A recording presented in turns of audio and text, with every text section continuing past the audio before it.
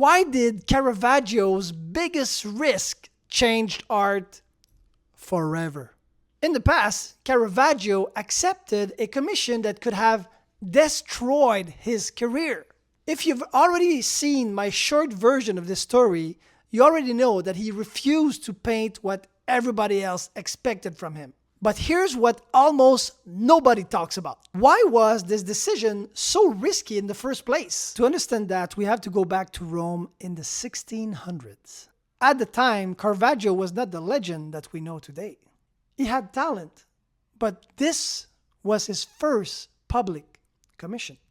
The Contarelli Chapel had entrusted him in painting 3 monumental scenes of the life of Saint Matthews. This was not a painting for a private collector hidden in his palace.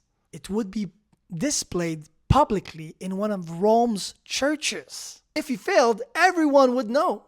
Every religious paintings at that time looked idealized. The saints almost appeared like superhuman.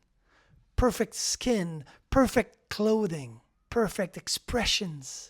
But Caravaggio rejected all of it. Instead, he used ordinary people from the streets of Rome as models. You can actually see dirty feet, wrinkled hands, sad faces, people who looked actually like workers rather than saints. Even his dramatic lighting was anything like people were used to see in paintings. Instead of illuminating the whole scene, he plunged most of the painting into darkness, and he would let a single beam of light guide your eye onto the action of the scene. Today we call it dramatic, but back then, many people thought it was actually inappropriate. The paintings immediately became what everybody in Rome was talking about. Some admired the realism of it, others criticized it, but one thing was undeniable. People could not stop talking about Caravaggio.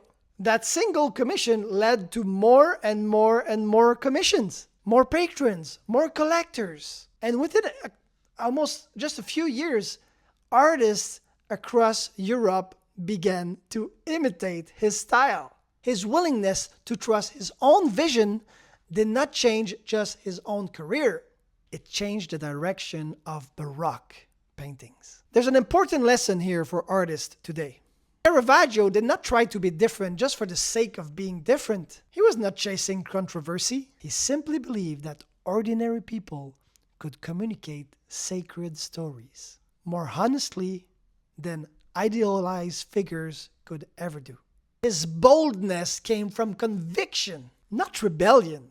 And I think that's an important distinction here. Many artists ask themselves, how can I stand out? Well, history suggests that's the wrong question. Instead, ask yourself, what do I believe enough to create? Even if not everyone understands it at first. That's where originality begins. And that's often where remarkable career begins too. Follow for more art stories from the past that could help your art business.